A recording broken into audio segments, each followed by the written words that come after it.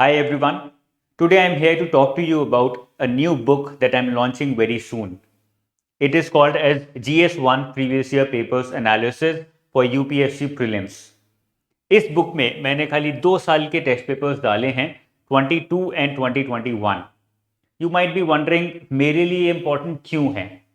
इसके बहुत सारे रीजंस हैं. नंबर वन, जिस टाइप का मैंने एनालिसिस इसमें किया है that is very unique and very useful, जो कि आज तक बहुत सारे इंस्टीट्यूट्स नहीं कर पाए हैं. Number two, when you are writing mock tests, जो कि आप बहुत सारे मॉक्स अभी लिखोगे for students aspiring for 2023 prelims, आपको खुद ही समझ आ जाएगा कि अगर ये एनालिसिस आपने अपने मॉक्स में भी किया then how useful is it going to be. And number three, previous year papers के एनालिसिस हमेशा से ही रेलेवेंट रहा है. चाहे आप रीसेंट एग्जाम की तैयारी कर रहे हो जो बिल्कुल 1 महीने बाद है, या फिर ऐसे एग्जाम की तैयारी जो 1 साल बाद देना है, प्रीवियस ईयर पेपर्स को इग्नोर नहीं किया जा सकता. They help you, direct you in the right way, they show you the right path, जिससे कि आपको खुद समझ आ जाएगा कि मेरे लिए क्या इंपॉर्टेंट है, क्या इंपॉर्टेंट नहीं है, मैं कहाँ वीक हूँ, कहाँ स्ट्रांग हूँ, मुझे कहाँ पर ज़्यादा फोकस करना है और किस तरह से फोकस करना है, how do I improve wherever I want to improve. ये सारी चीज़ें प्रीवियस ईयर पेपर्स के एनालिसिस से हो सकती हैं.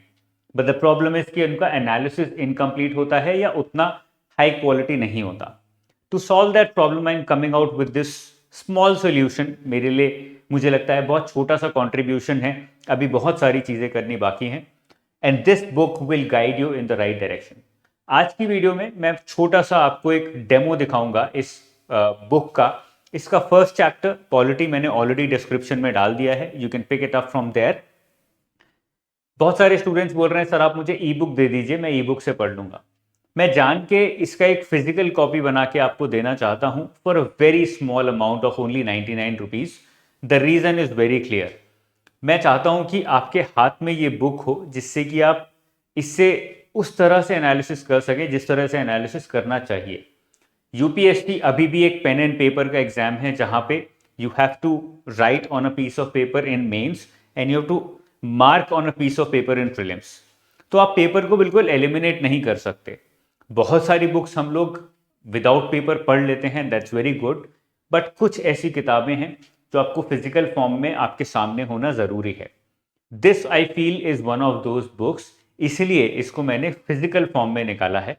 Of course it is more hectic for me, more time consuming for me, but मुझे ऐसा लगता है कि स्टूडेंट के लिए ज़्यादा यूजफुल वो तभी होगा जब उसके हाथ में ये किताब होगी.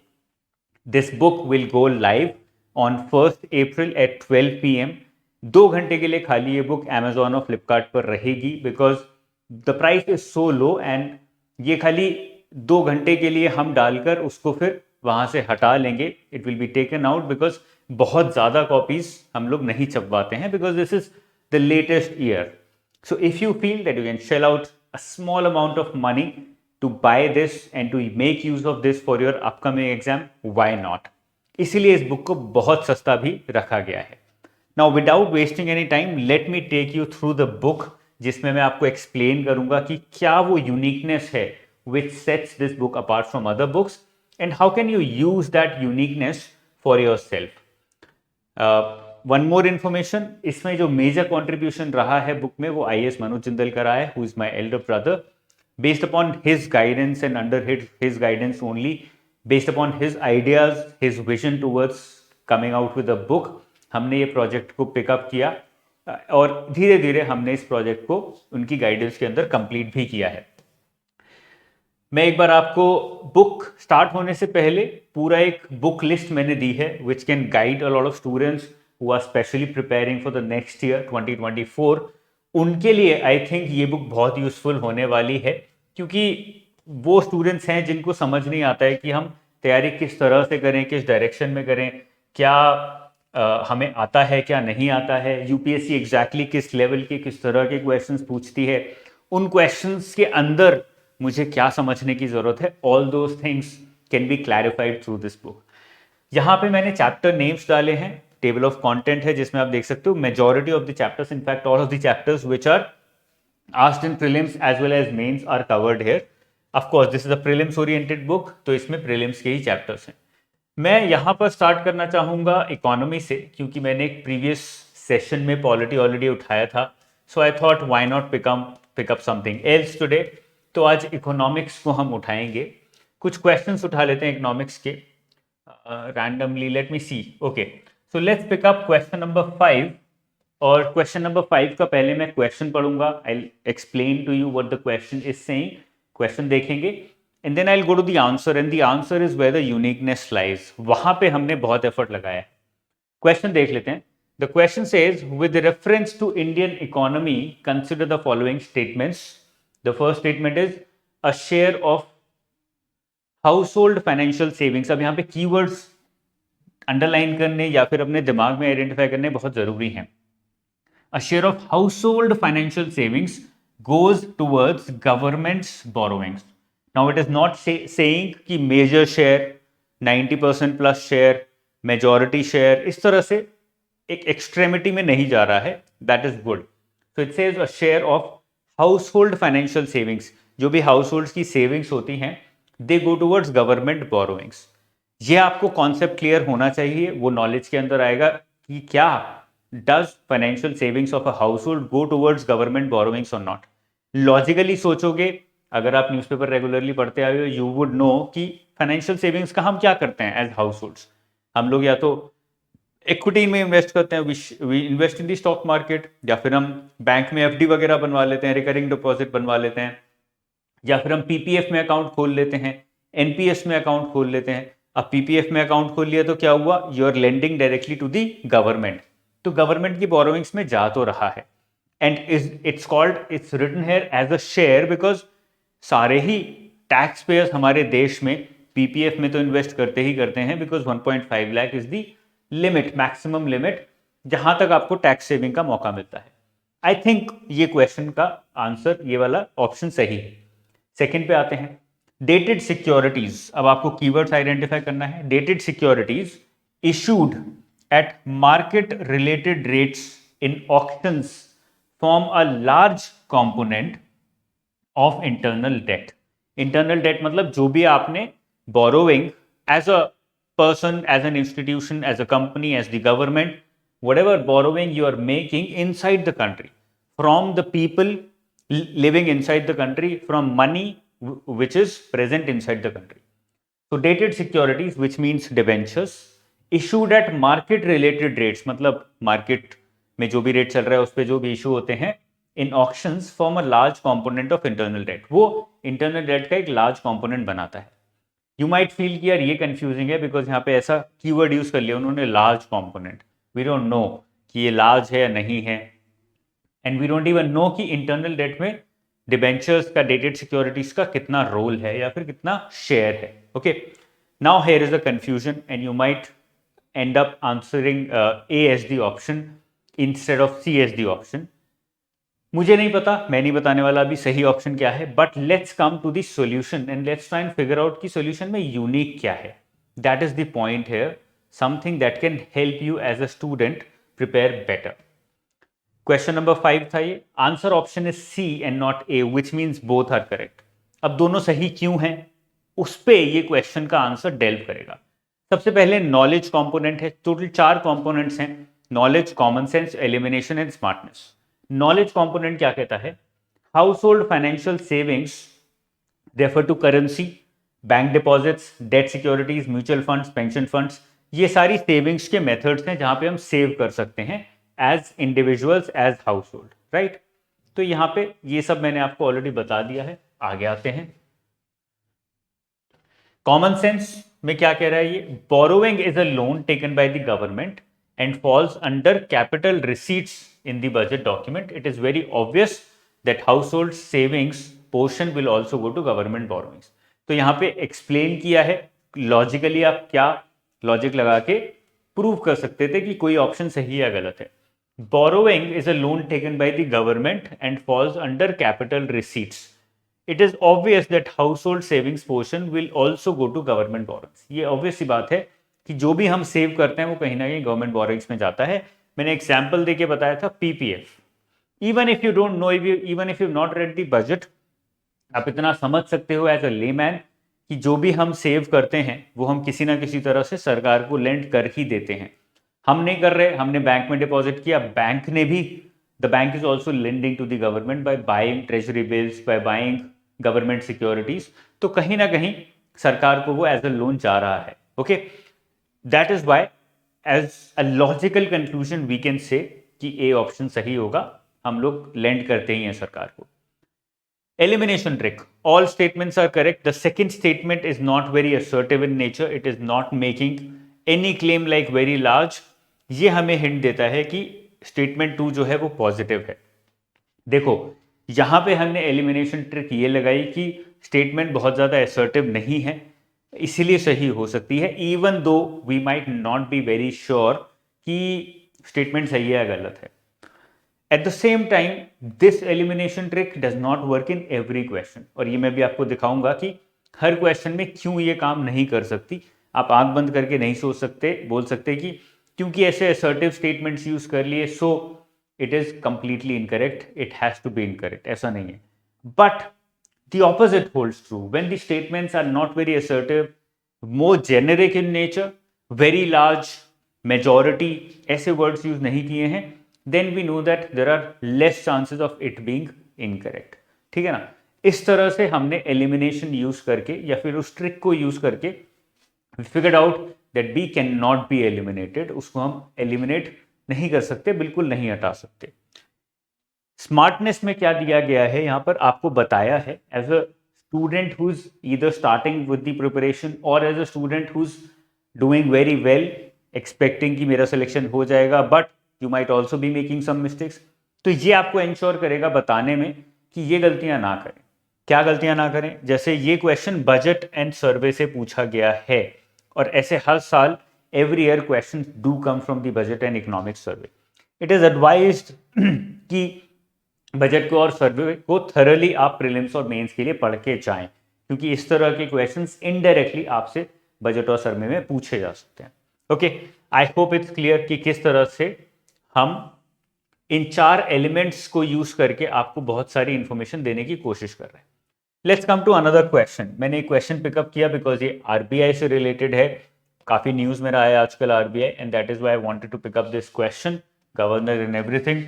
The question says the governor of RBI is appointed by the central government. हमें बिल्कुल फैक्चुअल क्वेश्चन लग रहा है, ये फैक्चुअल है नहीं, लॉजिकल भी है।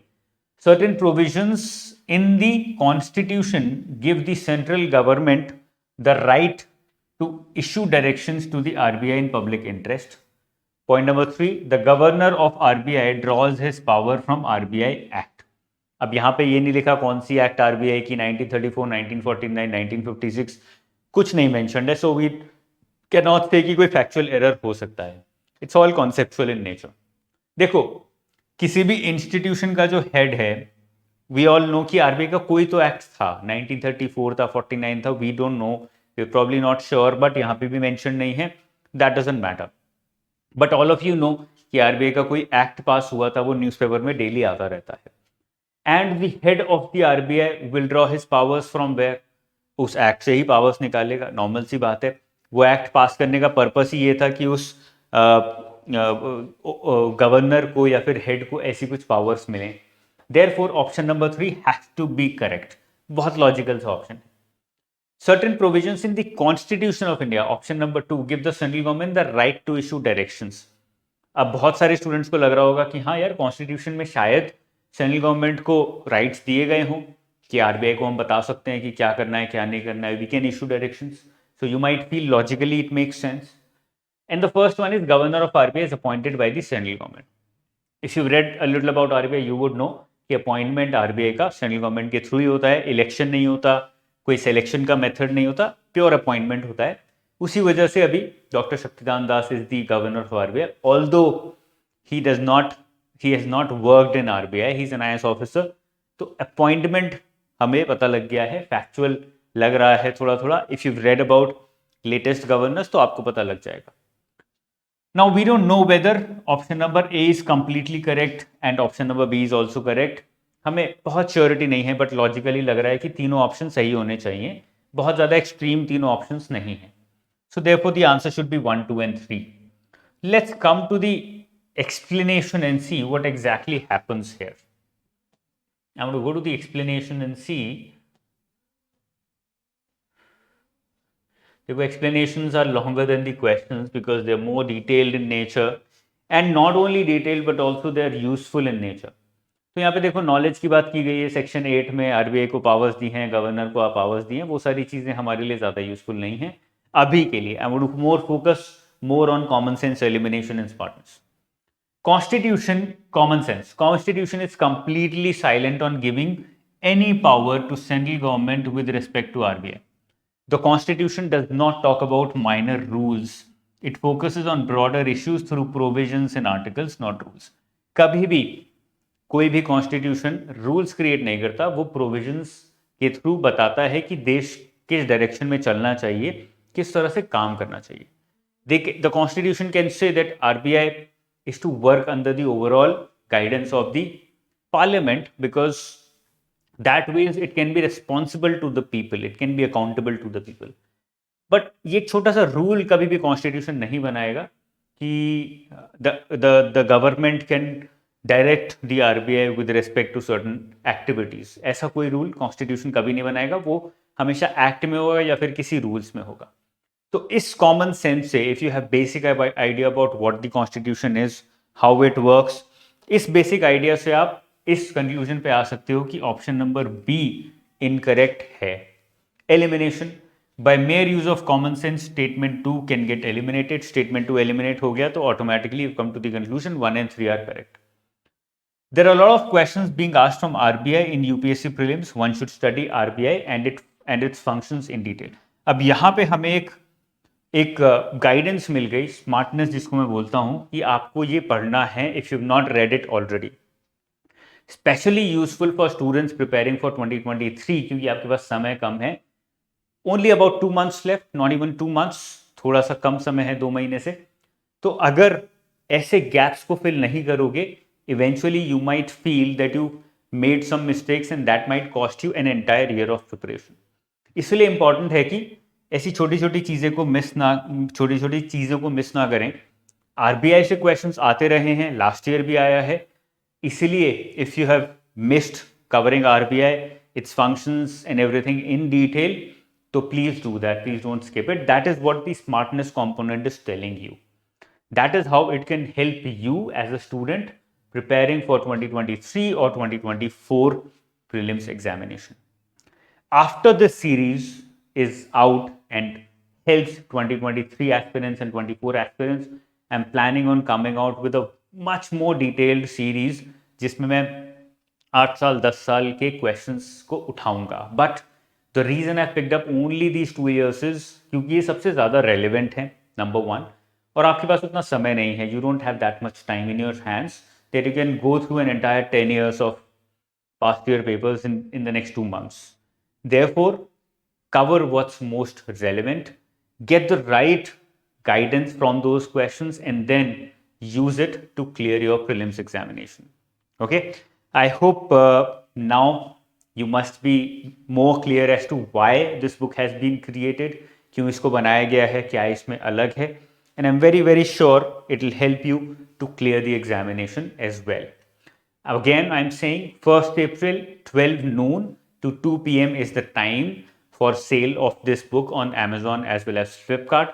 दोनों के links मैं आपको description में दे दूंगा so that you can use those links to purchase this book. Very small, very cheap price पे ये launch की गई है, जहाँ पे कोई profit नहीं आएगा. The only purpose is to get this book in the hands of students, जिससे कि आप ज़्यादा smartly और ज़्यादा अच्छे से तैयारी कर सको. That's the only purpose. I hope this session was useful. It helped you understand some more things about UPSC as an examination. I'll see you very soon, guys. If you have any doubts or you want to talk about anything, you can mention it in the comment section below. You can also reach out to me. My details are available in the description itself. Till then, take care. Bye-bye. Jai Hind.